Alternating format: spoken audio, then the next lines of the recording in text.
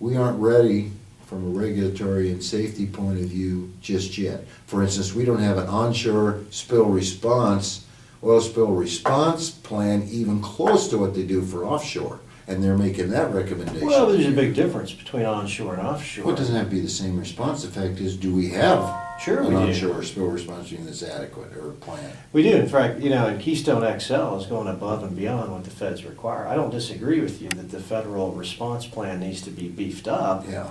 But, I think the regs call for a response within 12 hours.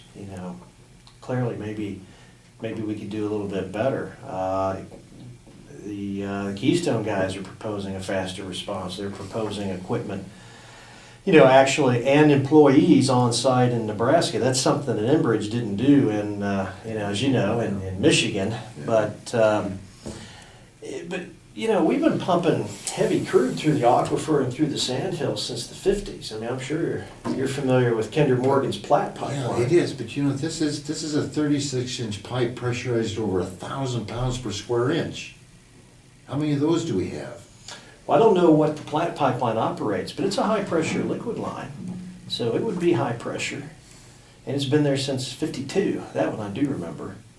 And we have 40,000 miles of pipelines in the aquifer. We've got thousands of miles of pipelines going through This is different. ecological areas. This is a much different pipeline. The pipeline regs that we have been fine for those. This is different. Well, but we have pipelines going through the Everglades. We have pipelines going through the marshes of Louisiana. We have a pipeline going through some of the most pristine areas in Alaska, and everybody said it would be a disaster. Yeah. But Listen, it wasn't. But I mean, no, look, you've raised some good points. I've written numerous times that the best way to move this stuff's in a pipe. So we agree on that. I don't want it on a train. I'm just saying that the big picture is, you got all this oil, tar sand, whatever you want to call it, bitumen, in Canada. Right. And they've got to get it to a refinery. Right. Nebraskans are saying, get it the heck off our aquifer and we're fine. Mm-hmm. TransCanada is saying, no, that's going to cost us too much. And basically we're saying, increase your investment. Go around the aquifer. We have one aquifer, you have 20 routes. Pick one where it doesn't cross it. And if it were unsafe to go through the aquifer, I'd agree with you.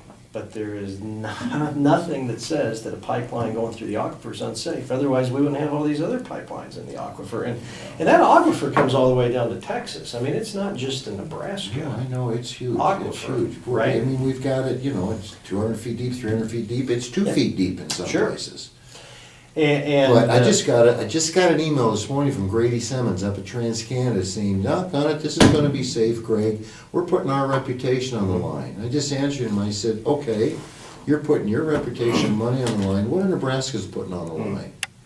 Look, even in a case of a worst case spill, it's not going to contaminate the aquifer. We don't know that. How do we not? Where has it happened?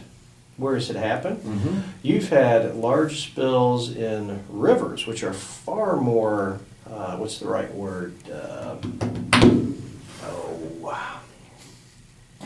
Transport oil much more easily than the groundwater. And, and things have been cleaned up, the tools. And I guess, that's where I was coming from, at least on my last editorial, is we're not yet ready. We need to get these things in place. We need to get them in place.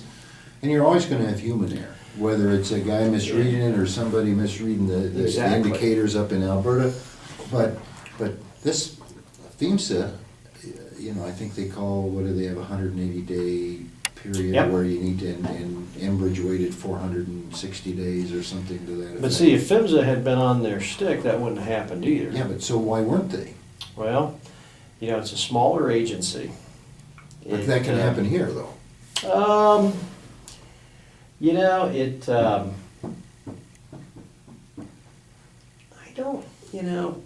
You can't say something will ever happen, just like I can't say that I won't get run over crossing the street today, right? Right.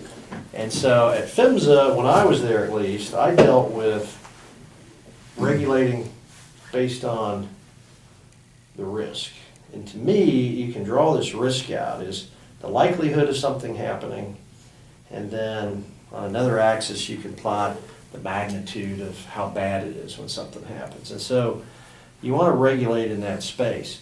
People are human, people do things. What's going to come out of the PHMSA investigation with this is that PHMSA has to have a better electronic record keeping, and they have to have a better internal audit process so that they can't miss, the 180-day deadline. But the 180-day deadline was on there. That's criteria for, yeah, you have a defect, but it's not that big of a deal. If it were a safety critical violation, they would have had to pull the pipeline out of service immediately. So the fact that it got missed at 180 days isn't No, it didn't isn't really. as It was detected in '05, it blew in 10, so the window, that's a long time. And unfortunately, they had a new pig in the line looking at that crack when it failed. Did they really? And it hadn't, I don't know where it was in the pipe, but yeah, they were actually doing that. But I totally agree, there's always room for improvement, but if you say you're not ready, I don't know. We can't totally be risk adverse. We wouldn't have gone to the moon if we were totally risk adverse, right? I agree. And So why don't we just move it off the aquifer, and that way there is no risk. That way the risk is eliminated. well, there's always inherent risk in everything The risk we of the do, right? aquifer is eliminated, Okay. that risk. But then if you cross the rivers, you have a different risk. Now, I'm not a representative for TransCanada. I don't know why they picked the upper. I don't know why they didn't put the new one in the ditch right next to the other one. We all wonder that. Why I didn't don't they come know. across I-90 in South Dakota and straight down that eastern corridor where they own the easements already? Probably would have been an easier go for them. But I think it was purely economics. They raised up the environmental concerns too. Mhm. They went the straight line approach. They actually went straight line, thinking Shorter is better, generally. shorter exposes Yeah.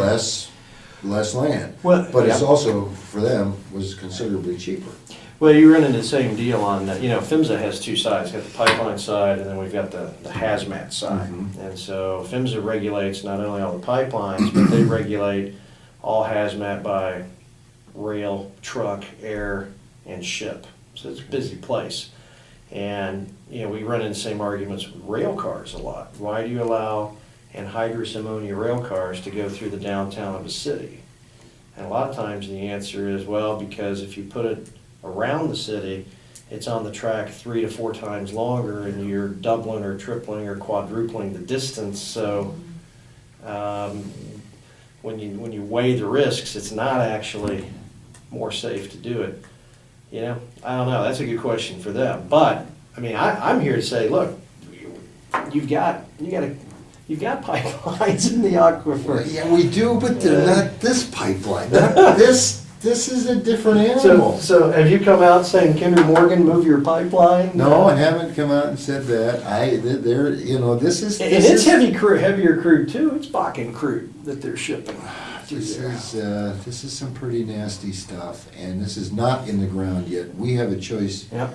We have a chance to put it in a proper place. I don't know if anybody reads these things, but one of the recommendations in there is you better start funding this. You better start funding PHMSA to the point where they can go in and do the jobs and do the stuff that you're talking about, whether it's better electronic data storage or inspections or follow up on a 2005 crack that was never repaired or whatever it takes. Well, but we're out of money. I don't know if you noticed. Yeah, we're running I a big noticed. deficit in DC, and Uh-huh. and throwing money at the problem doesn't fix a thing.